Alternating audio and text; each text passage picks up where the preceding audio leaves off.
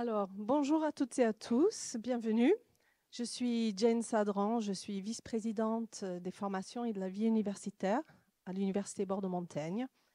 Alors, si vous êtes là ce matin, c'est parce que vous êtes intéressé par les concours de l'enseignement primaire, secondaire. C'est une très bonne chose. Alors, nous allons vous présenter un petit peu les modalités de préparation, les modalités de ce concours. C'est assez complexe, donc il faudrait bien écouter. Enfin, je dis ça, mais après, vous avez vu que la séance va être enregistrée, donc tout sera mis en ligne à l'issue de cette réunion. Avant de commencer, donc, je vous présente les personnes qui sont venues ce matin pour vous expliquer tout ça. Vous avez Flavien Bardet de Bordeaux-Montaigne. Il est chargé de mission pour les métiers de l'enseignement. Vous allez avoir une présentation également de Pierre Laccueil, ici présent, qui est directeur de l'école académique de la formation continue au rectorat. Il y a également Alice Lecoz de l'INSPE, Karine Reddy de l'INSPE, et puis Audrey Chollier de la direction des personnels enseignants au rectorat. Voilà. Donc, je te passe. Bonjour à toutes et à tous. Donc, d'abord, merci à nos collègues du rectorat et de l'INSPE d'être venus vous présenter leur offre et surtout, sans doute, répondre à vos questions.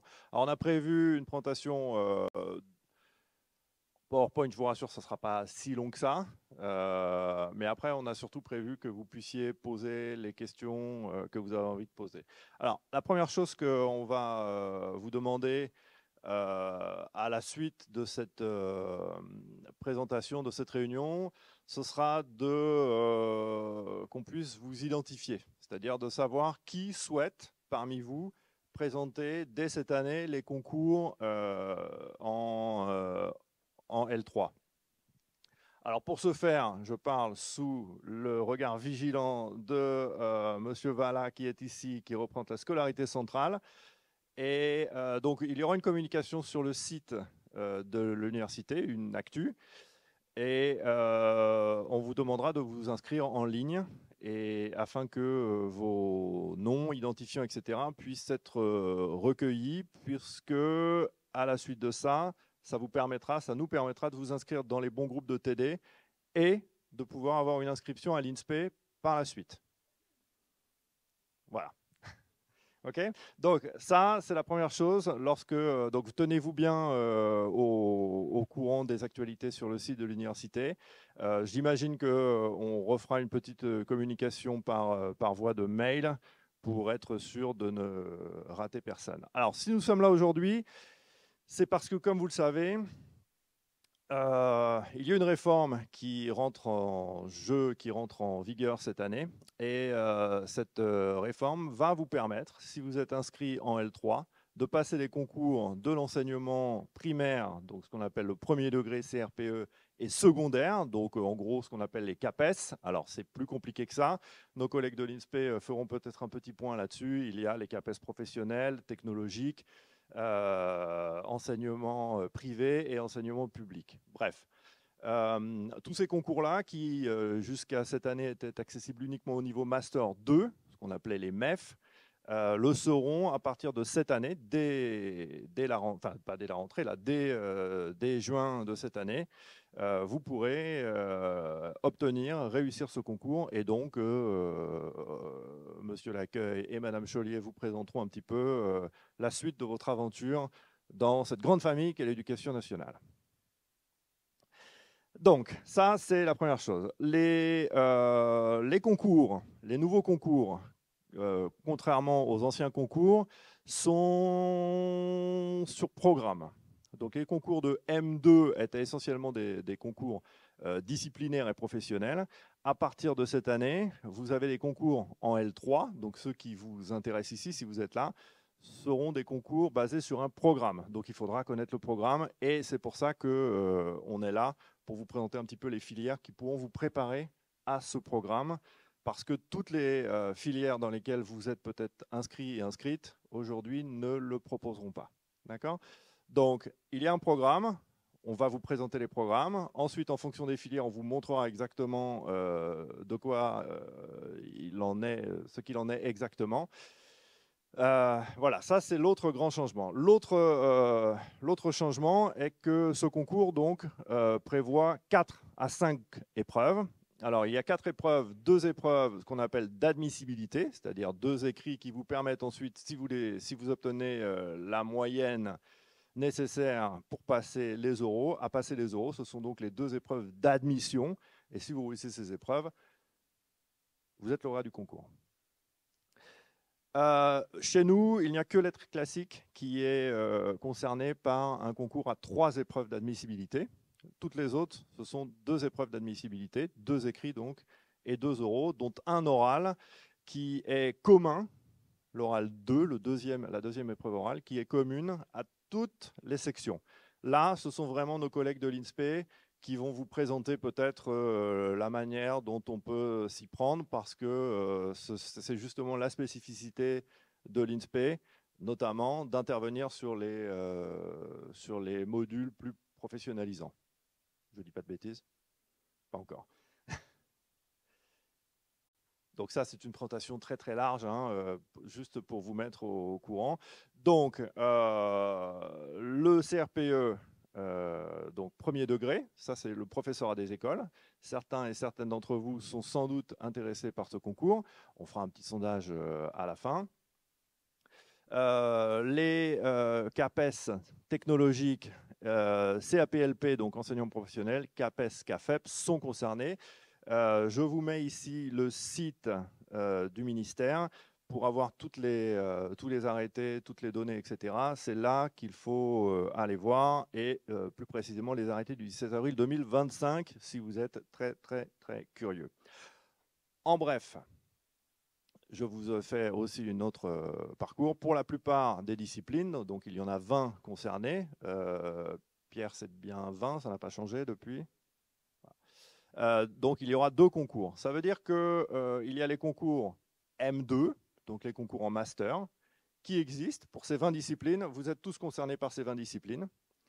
Et en L3. Qu'est-ce que ça veut dire? Ça veut dire que les étudiants qui sont inscrits en M1, il y en a peut-être parmi vous ici, n'ont pas forcément besoin d'attendre le M2, donc l'an prochain, pour passer les concours. Vous pouvez le passer dès cette année, le concours L3.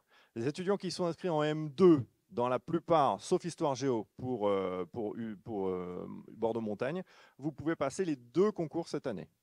Certains étudiants que j'ai rencontrés pour le MEF anglais me disent « Mais pourquoi ?» Eh bien parce que ça vous laisse une chance. Vous passez le concours L3, vous l'obtenez, très bien. Vous passez le concours M2, sur un malentendu, vous l'avez aussi, très bien. Vous avez le concours, vous êtes tranquille. Imaginez que vous ratiez le concours M2, vous avez toujours le concours L3. Ils ont la même valeur. Ce n'est pas un concours au rabais, ce n'est pas un concours moins bon, etc. etc. D'accord ? Il n'y a que la suite qui va différer, mais ça, c'est nos collègues du rectorat qui vont vous présenter tout ça. D'accord ? Est-ce que pour l'instant... vous êtes essentiellement des étudiants de L3, j'imagine, n'est-il pas? Oui, oui, L3, vous passez le concours L3, mais vous ne pouvez pas passer le concours M2, bien sûr. D'accord? Les étudiants de M2 peuvent passer les 2, et les étudiants de M1 ne peuvent passer que le L3. Oui? Ah oui, Histoire Géo, en fait, alors ils peuvent, mais comme les concours ont lieu le même jour, ils ne peuvent pas.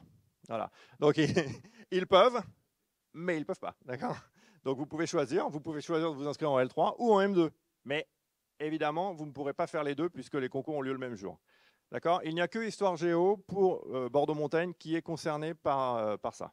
D'accord? C'est une bonne question à laquelle je réponds plus tard. Mais non, mais... Voilà. Alors, ici, je vous ai simplement mis la diapositive. Alors ça, évidemment, ce n'est pas très lisible pour vous. Ce n'est pas grave, c'est plus pour la captation. On fera un montage, comme ça, vous l'aurez. Et vous pourrez faire un arrêt sur image pour voir un petit peu les concours qui ne sont qu'à Bac+3. Voilà, donc ça, voilà. Petit point de vigilance. C'est ce que je venais de vous dire. Pour les disciplines suivantes, CPE, donc conseiller principal d'éducation. en documentation, en philosophie, en histoire-géographie. Oui, pardon, j'avais oublié la philosophie. Donc ça, c'est tout ce qui nous concerne, nous. SVT, SES, arts plastiques, j'ai oublié arts plastiques, EPS numérique et sciences informatiques, les deux concours ont lieu le même jour. Donc, voilà, il faudra choisir. Pour tous les autres, lettres modernes, lettres classiques, allemand, anglais, espagnol, maths, physique, etc., les étudiants qui sont inscrits en M2 pourront passer les deux concours, M2 et L3. Voilà, donc là, je reprends simplement, mais de manière très schématique, ce que je vous disais, hein, les types de cas, L3, M1, M2. Ça, c'est vraiment pour que ce soit absolument très très clair, parce que je sais que ce n'est pas si simple que ça de suivre la réforme. Nous-mêmes, parfois, on s'y perd. Les types de concours que vous pouvez présenter, donc concours du secondaire, CAPES, CAFEP, CAPLP, KPLP. Alors, le directeur de l'INSPE m'a dit de vous préciser que les CAPLP, donc professionnels, en lycée professionnel, lettres, langues et lettres, histoire, sont disponibles aussi en inscription à l'INSPE. Donc, vous avez votre inscription chez nous. Vous ferez une inscription seconde, on appelle ça gratuite, je précise. Tous les cours que l'INSPE nous propose sont des cours gratuits. D'accord? Gratuits pour vous. Voilà, donc il n'y a pas d'inquiétude, vous pouvez préparer le concours, ça ne vous coûtera pas plus cher. Voilà, donc vous avez tous ces types de concours qui sont disponibles. À vous aussi un petit peu de vous renseigner, mais l'idée c'est que nous, à un moment, rapidement, on puisse vous identifier, donc par le biais de la communication qui sera faite, vous nous retournez ce formulaire, et grâce à ce formulaire, on transmet vos identifiants, vos adresses, votre nom, etc., au secrétariat de l'INSPE, et le secrétariat de l'INSPE vous ouvre les droits à l'accès à ces cours. Et là, vous pouvez avoir accès à tous ces cours gratuitement, et la plupart, nos collègues de l'INSPE vont vous faire une petite présentation très rapide sur l'offre, de manière à ce que ça ne vous coûte pas, à ce que vous puissiez en tout cas à la fois suivre votre licence, valider votre licence et valider le concours. D'accord ? L'idée, c'est que vous puissiez faire les deux et que vous ne soyez pas obligé de faire un choix. Alors, on en vient à mon troisième point, les accompagnements et les formations. Alors, en ce qui concerne un certain nombre de filières que vous voyez ici en gras, c'est-à-dire anglais, allemand, lettres, arts plastiques, histoire, géographie, vous êtes inscrite en licence 3. Très bien. Vous souhaitez préparer le concours. Très bien. Nous allons vous identifier de manière à pouvoir vous placer dans des groupes de TD qui, eux, en plus du cursus licence normale, vous préparera par le biais d'un certain nombre d'heures, on est sur 60 heures annuelles, aux épreuves spécifiques du concours. En ce qui concerne l'Université Bordeaux-Montaigne, ces préparations viseront essentiellement la préparation au programme, c'est-à-dire écrit 1, écrit 2, les deux écrits d'admissibilité, et l'oral 1, c'est-à-dire l'oral qu'on appelle nous disciplinaire. Si vous êtes inscrite en anglais, eh bien, ce sera la discipline anglais, langue anglaise. Si vous êtes en histoire géo, ce sera en fonction du programme d'histoire, etc., etc. Et l'oral 2, donc l'oral professionnalisant, sera préparé par le biais de modules à l'INSPE. D'accord ? Là, l'oral 2, c'est un oral très professionnel. Qui êtes-vous ? Comment faire cours si vous êtes dans le premier degré à l'école primaire, en CEP, en CP, en CE1, etc. etc. D'accord ? Donc ce sont des épreuves plus professionnelles qui seront gérées par nos collègues de l'INSPE.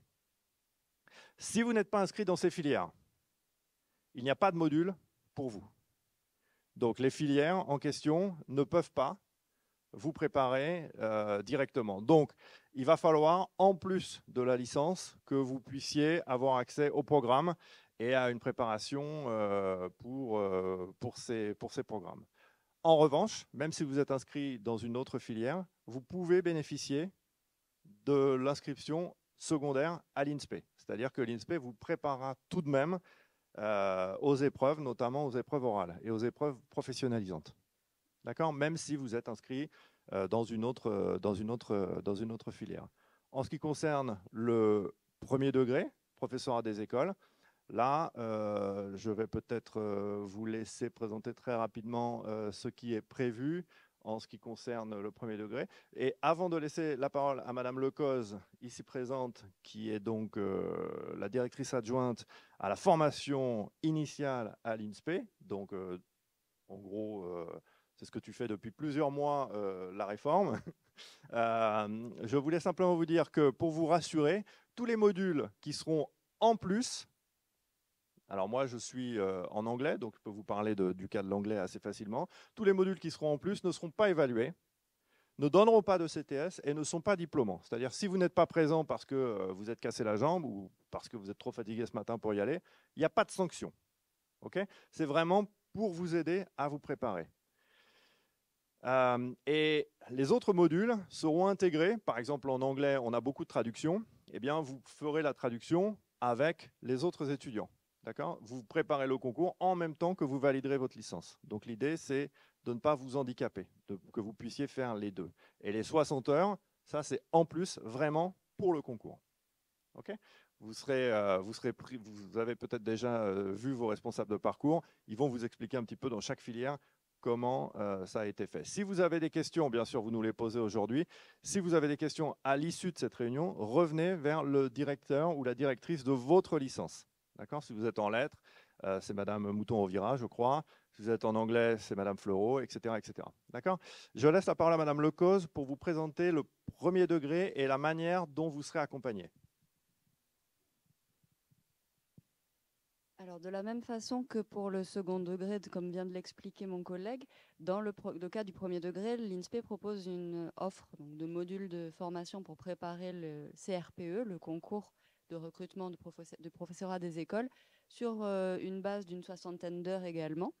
De la même façon aussi, on va découper le temps en fonction des épreuves à préparer. Et il y a, comme pour les autres concours, le fameux second oral. Les heures de préparation à cet oral professionnalisant sont comprises dans les 60 heures. Et c'est valable d'ailleurs pour toutes les préparations au concours dont on est en train de parler. Donc c'est le même principe. Ces heures pour le premier degré ne sont pas encore formalisées parce qu'on a besoin de savoir qui est intéressé pour pouvoir estimer le nombre de groupes et donc finaliser l'organisation.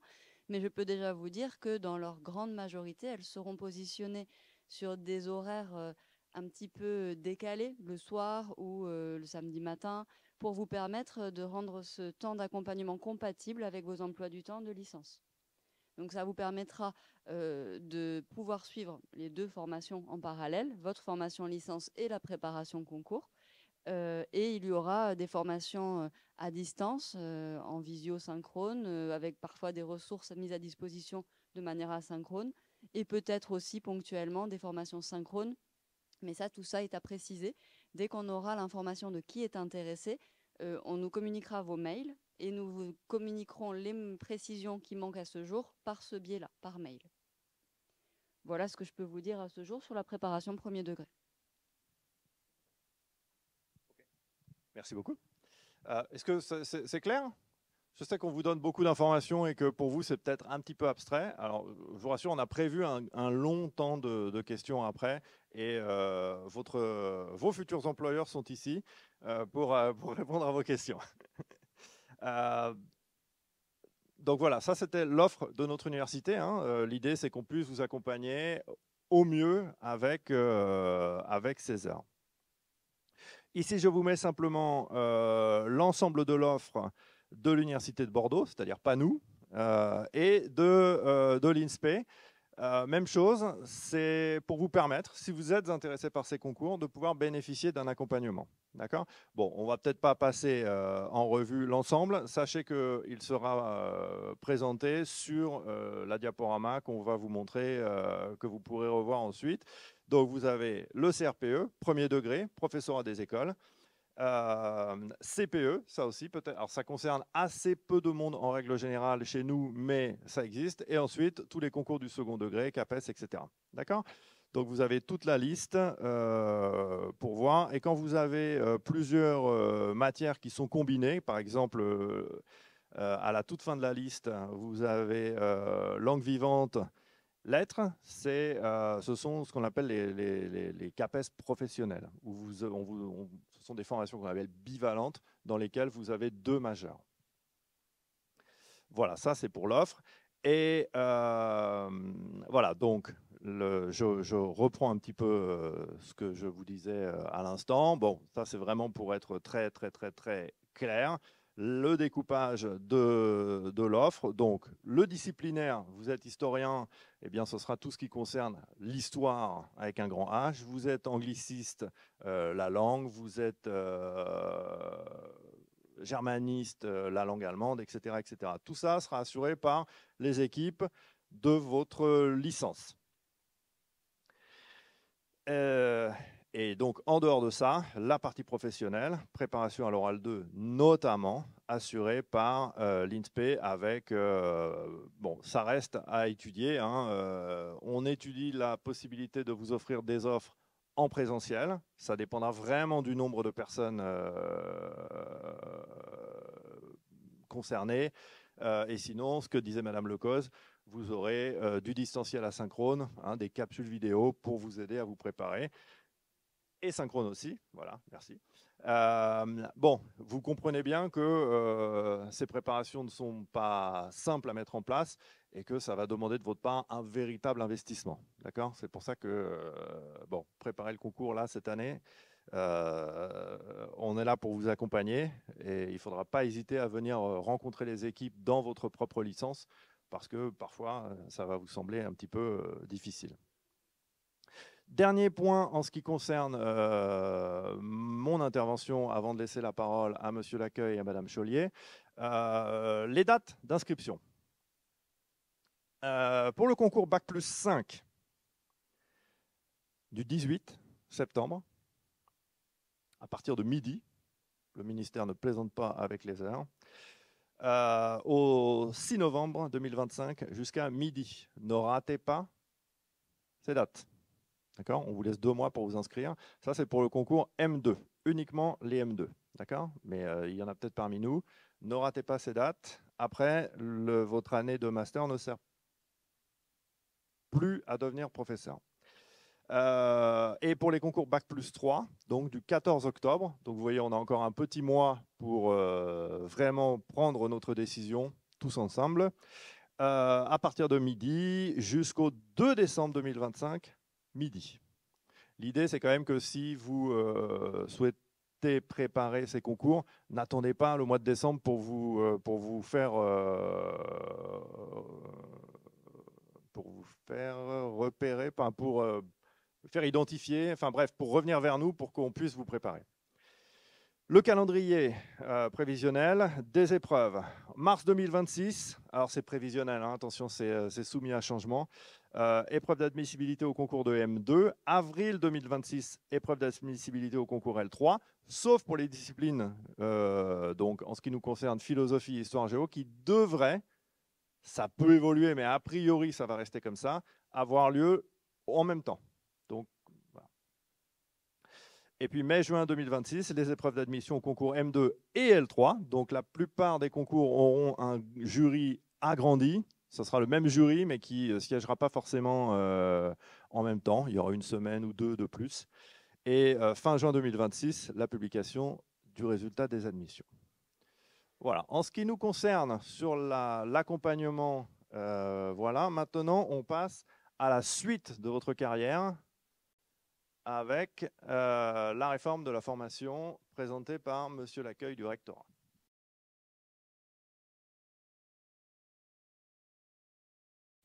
Oui, bonjour à toutes et à tous. Alors, quelques mots d'abord hein, pour expliquer pourquoi le ministère fait cette réforme. Hein. Jusqu'à maintenant, les concours de recrutement hein, des personnels enseignants et d'éducation étaient positionnés en fin de master. Hein.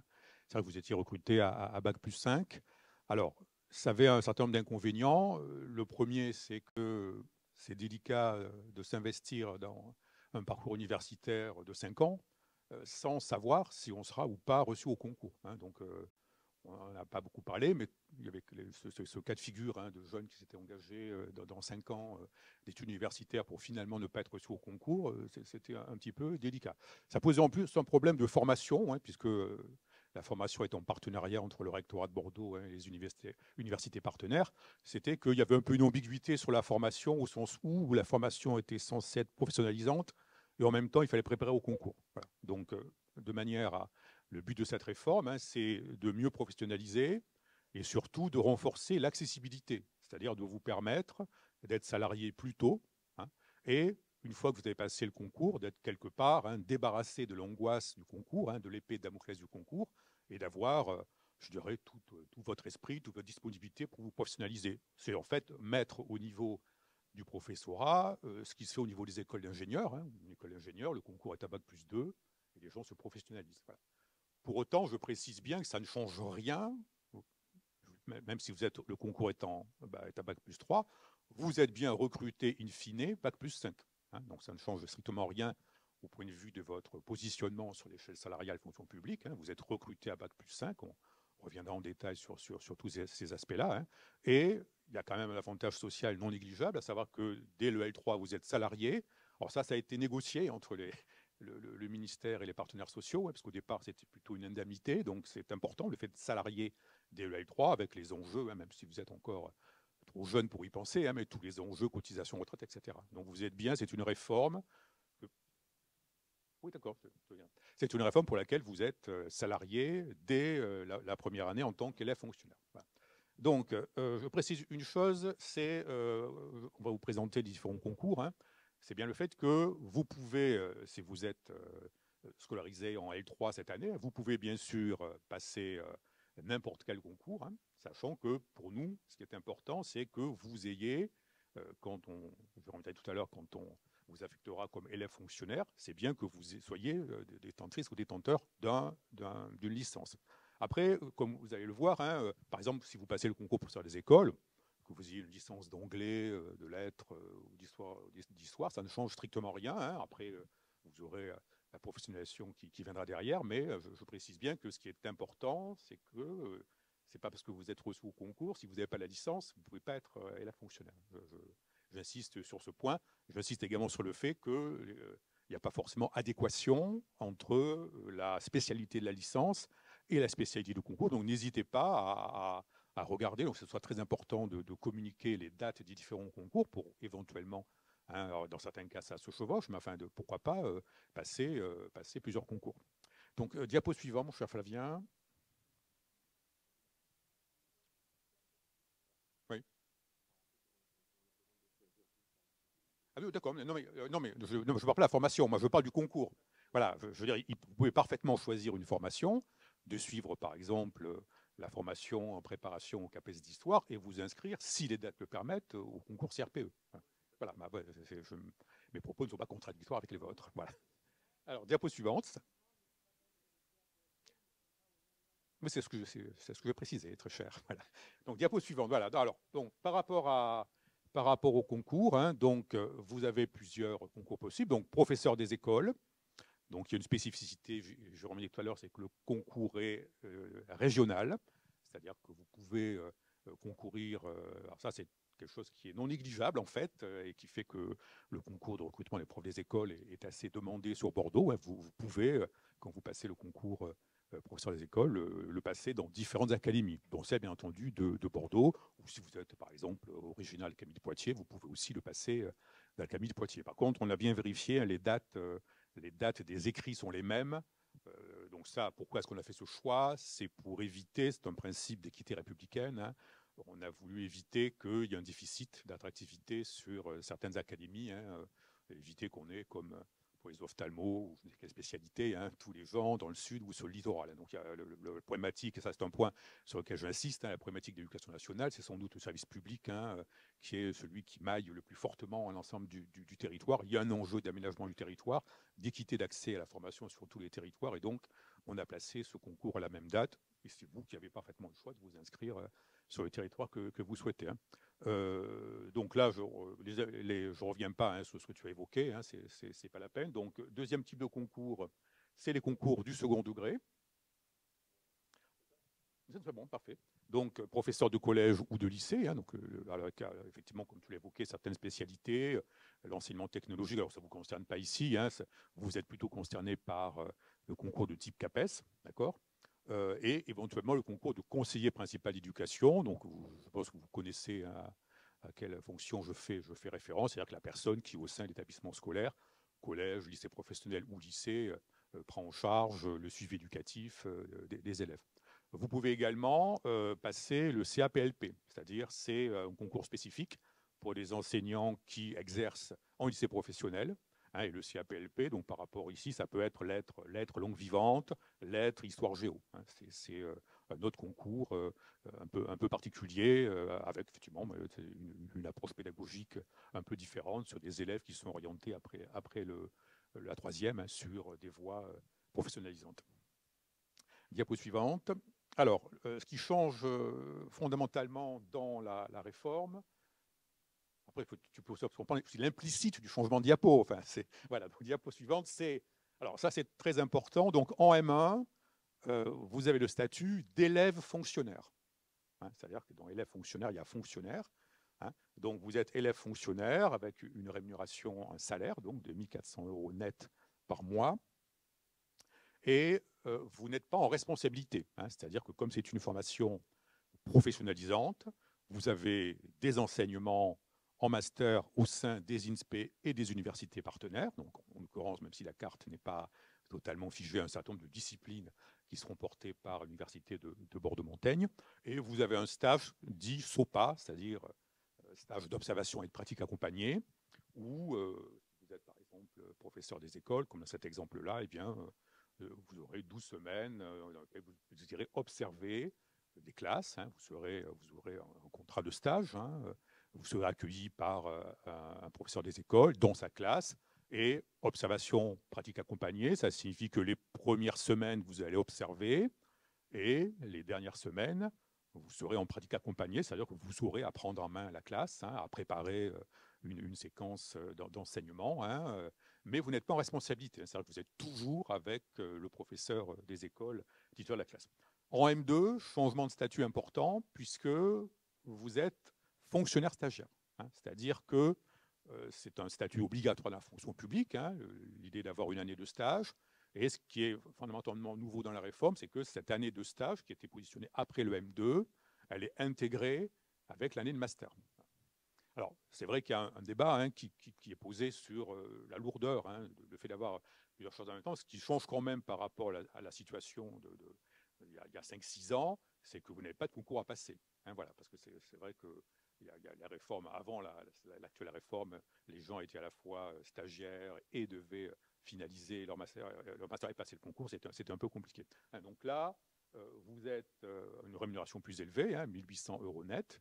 Et on y reviendra tout à l'heure, vous êtes affecté comme fonctionnaire stagiaire, c'est-à-dire que vous êtes affecté sur un poste.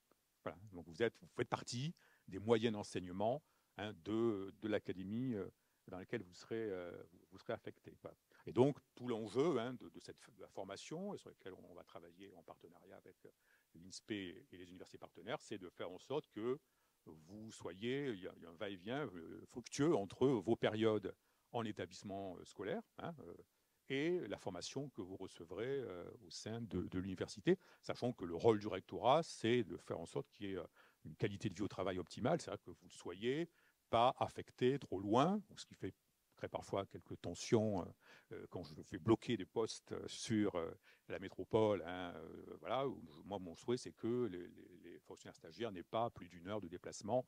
Hein, donc, en fait, vous aurez une organisation où 2 jours dans la semaine, vous serez affecté sur votre établissement scolaire et 3 jours, vous serez affecté au sein de l'université. Voilà.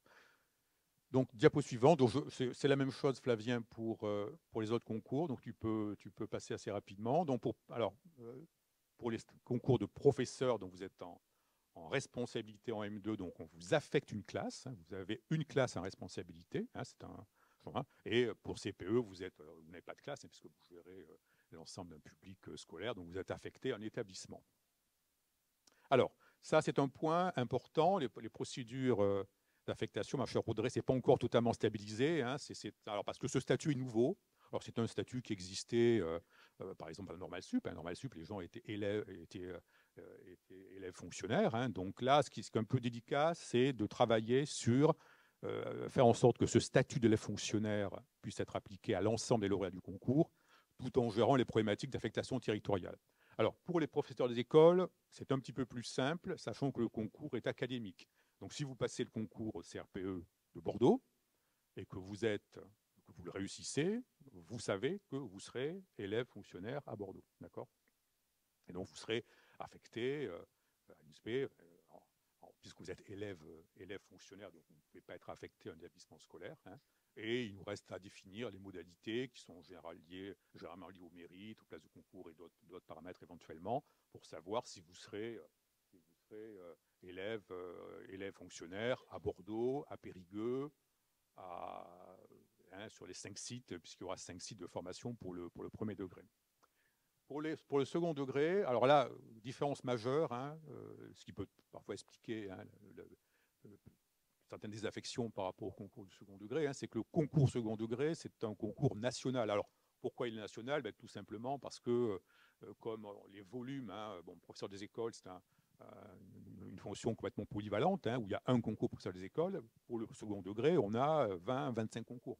Alors, avec des disciplines, on a ce qu'on appelle les gros bataillons, c'est-à-dire des disciplines à fort recrutement, en volume, histoire-géographie, lettres, anglais, mathématiques, éducation physique et sportive. Et puis, on a des concours beaucoup plus à recrutement, beaucoup plus confidentiels, le chinois, par exemple, ou l'italien, ou le russe, ou l'arabe, ou l'hébreu. On a toute une série de langues très, très pointues pour lesquelles vous doutez bien qu'on ne peut pas faire des concours par académie. Voilà. Donc, concours national.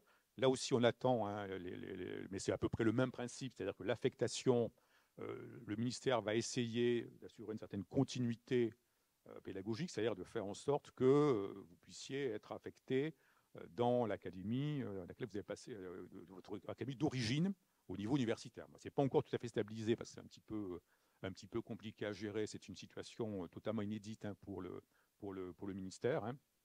Et donc là aussi, vous serez, on essaiera, en tout cas pour le M1, de faire en sorte que vous ayez des berceaux à proximité de votre lieu de formation. Voilà. Donc ça, c'est des points qu'on essaiera de stabiliser. Enfin, j'englobe la centrale dans la démarche, de manière à préciser de quelle façon, entre le réussite au concours et le positionnement comme élève fonctionnaire, quelles seront les règles transparentes, équitables, qui permettront de vous positionner sur une académie. N'hésitez pas à poser des questions, peut-être au fur et à mesure, c'est peut-être plus parce que ça va être assez... Bon, je vous fais tout votre parcours jusqu'à la retraite, donc n'hésitez pas à poser des questions s'il y en a. Alors, sur point important, donc en M1, vous êtes élève fonctionnaire, et diapo suivante, quand ça va bien. Tu sais, quand je prends une respiration, c'est diapo suivante. Comment les conditions pour passer du statut d'élève fonctionnaire au statut de fonctionnaire stagiaire. C'est-à-dire que ce qu'il faut bien comprendre, c'est que vous êtes à la fois étudiant, vous dépendez à la fois d'un régime d'étudiant, c'est-à-dire inscrit en Master 1, des évaluations, des conditions de passage en Master 2, et en même temps, en parallèle, vous évoluez du statut d'élève fonctionnaire à celui de fonctionnaire stagiaire. Voilà. Donc là, sans surprise, alors ça c'est décidé puisque ça a été publié au décret du 17 avril 2025 en éducation nationale. Il faut savoir que c'est quand même un des plus gros employeurs, sinon le plus gros employeur de l'État, donc tout est très, très cadré, très normé, très, très transparent. Bien entendu, pour passer du M1 au M2, du statut d'élève fonctionnaire à fonctionnaire stagiaire, bien, il y a l'avis de l'organisme de formation, à savoir l'université, qui dit, bon voilà, par rapport à vos résultats, par rapport à la façon dont le stage s'est passé, on vous dit, c'est un peu fragile, il faut peut-être refaire un M1, voire vous dire, c'est peut-être un peu compliqué dans la gestion des classes, on vous conseille une réorientation. Et il y a aussi l'avis de l'employeur, c'est-à-dire en concertation, on travaille en concertation pour dire aux personnes, bon, alors, précise bien que je souhaite qu'on soit sur epsilon. Voilà, c'est le condition de passage 1 2. A priori, on est à un taux, c'est très fluide, c'est plus de 95%. Mais dans certains cas, c'est vrai que le métier d'enseignant est un métier qui demande, quand on se retrouve avec devant soi 25 élèves, voire 30, disons qu'il faut savoir, je dirais, animer la classe, mettre les élèves en situation d'apprendre, et ça s'apprend, c'est le but de la professionnalisation. En même temps, parfois, on le constate, je préside le jury de titularisation. Bon, il y a des situations où on dit, c'est un accord commun, enfin, on dit à certains jeunes, bon, je pense qu'il faut peut-être envisager, il n'y a rien de dramatique, hein, envisager une autre profession. Bon. Donc il y a quand même, il y a un SAS, mais je dirais qui est... Alors, les procédures d'affectation comme fonctionnaire stagiaire, c'est également un point important. Donc pour le professeur des écoles, alors vous êtes dans la même académie. Hein. Alors la différence, c'est qu'un stage SOPA, quand on vous met en première année en stage, en fait, vous n'êtes pas, entre guillemets, pardon l'expression, un moyen budgétaire hein, de fonctionnement. C'est-à-dire que vous êtes là comme étudiant qui vient observer des classes. En M2, vous avez un statut de fonctionnaire stagiaire. Hein, c'est-à-dire que vous êtes en responsabilité.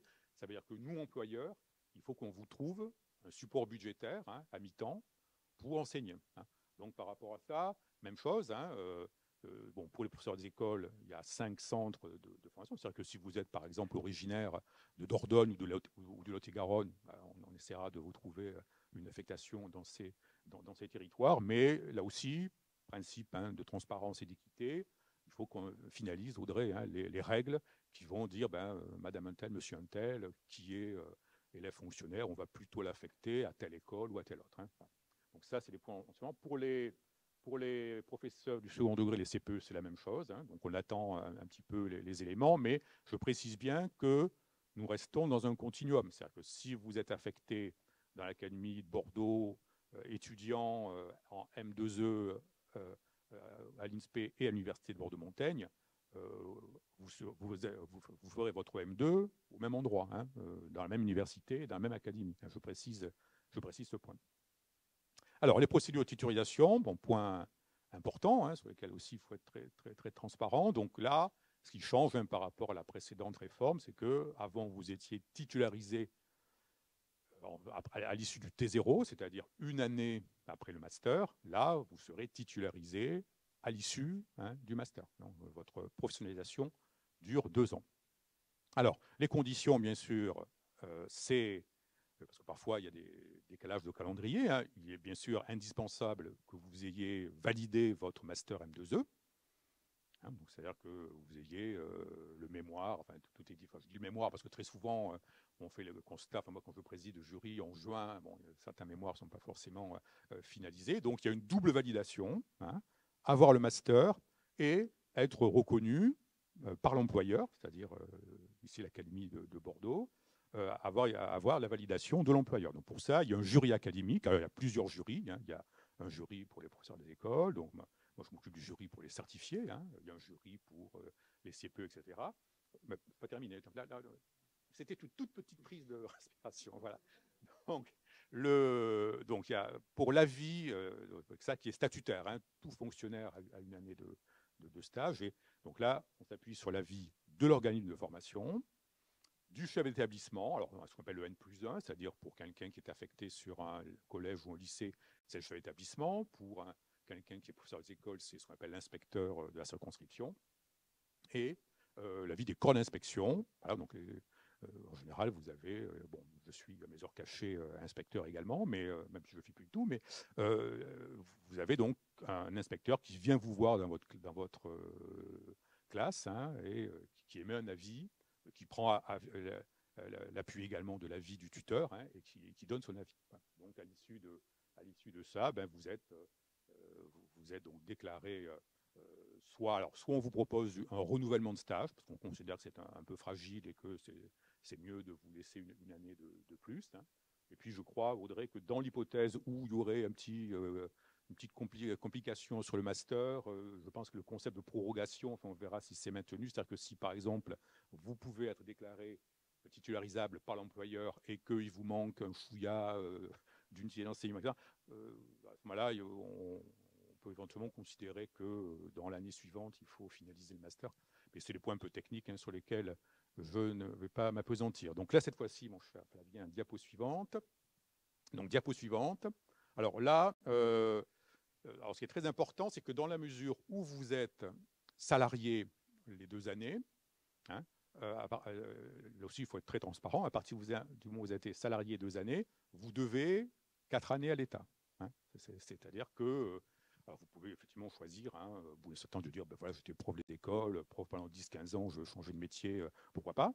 Mais c'est important de savoir, ça il faut être très transparent, que dans la mesure où l'État finance vos études, puisque vous êtes salarié, alors sur le M2, c'est normal que vous soyez salarié par rapport à la situation antérieure, puisque vous avez un service, mais comme vous êtes salarié, vous avez un salaire de l'État pendant le M1, ça signifie que vous devez à l'État, je dirais, 4 années de service. C'est-à-dire que vous ne pouvez pas, ayant reçu un salaire en M1, dire éventuellement, bon, voilà, au bout de 2 ans, j'ai envie de faire autre chose. Je donne ce point qui est important. Voilà.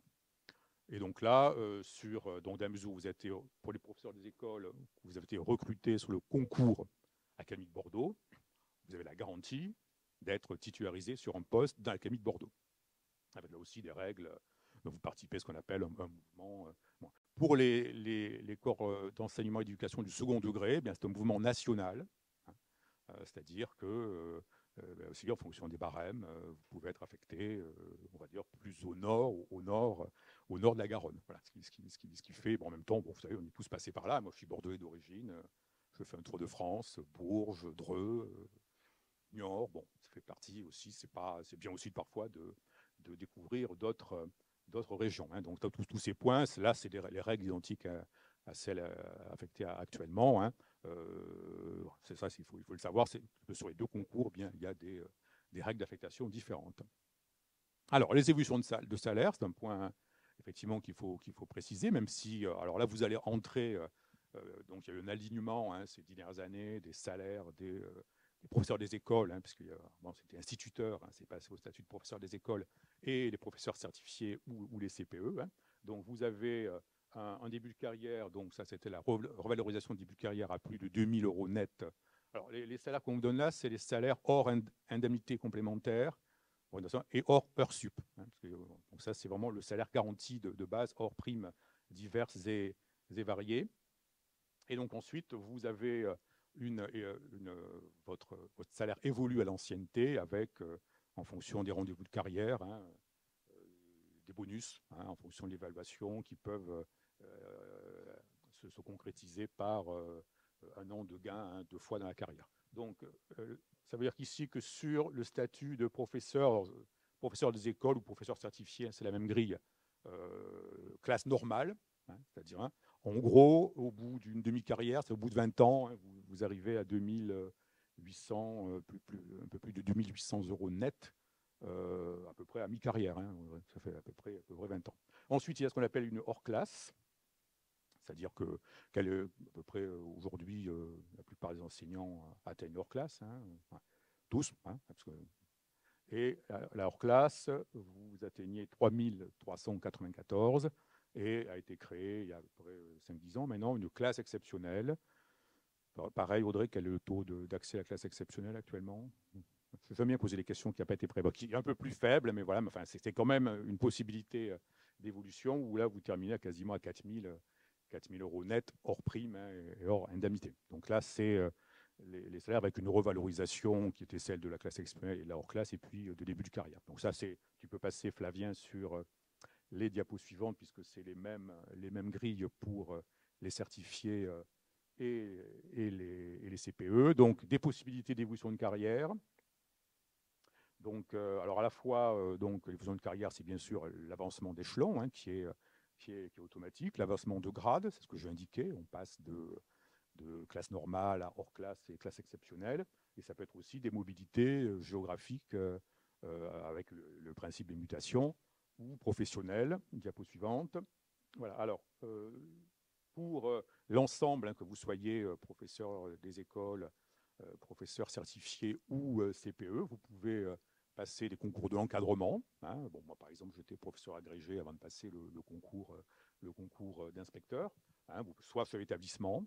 Bon, on a par exemple de plus en plus, et c'est d'ailleurs intéressant, de professeurs des écoles qui passent le concours de chef d'établissement. Donc là, vous dirigez un établissement scolaire.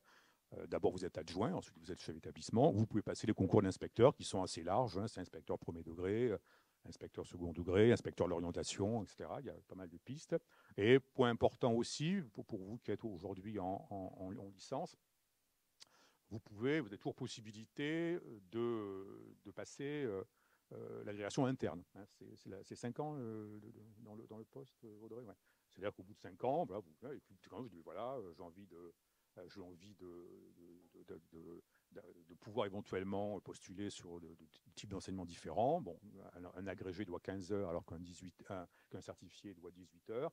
L'agrégation ouvre également à certains concours. Vous pouvez préparer l'agrégation interne. Hein. Donc là, c'est l'employeur qui la prend en charge. Donc on a d'ailleurs des partenariats actuellement avec Bordeaux-Montaigne sur en particulier l'anglais, l'espagnol, je crois, l'histoire géo. Hein. Ouais. Voilà. Mais après, vous pouvez, c'est tout ça pour vous indiquer que le fait de choisir, pour conclure, de passer le concours dès la L3 ne vous ferme pas de porte. Voilà. Alors bien sûr, on peut rentrer, hein, bon là on va avoir un régime transitoire avec des concours L3 et M2, mais vous pouvez, à un moment donné, si vous hésitez, hein, vous pouvez très bien dire, je fais un master disciplinaire, voilà, vous pouvez passer le concours, si vous êtes en M1, par définition, vous avez une licence, donc vous pouvez passer le concours en fin de M1, vous pouvez passer le concours en fin de M2, et donc en fin de M2, avec un master, vous pouvez passer 2 concours, c'est-à-dire concours certifié, concours agrégation, hein, et dans les 2 cas, vous serez mélangé avec les M2, hein, M2E, puisque ce n'est pas le même master du coup, et avec le statut de fonctionnaire stagiaire. Mais il est évident que l'intérêt de passer dès le L3, c'est d'être salarié de l'éducation nationale dès le M1, avec les avantages financiers, je dirais une professionnalisation plus progressive, et bien entendu tous les avantages en termes de cotisation sociale, etc.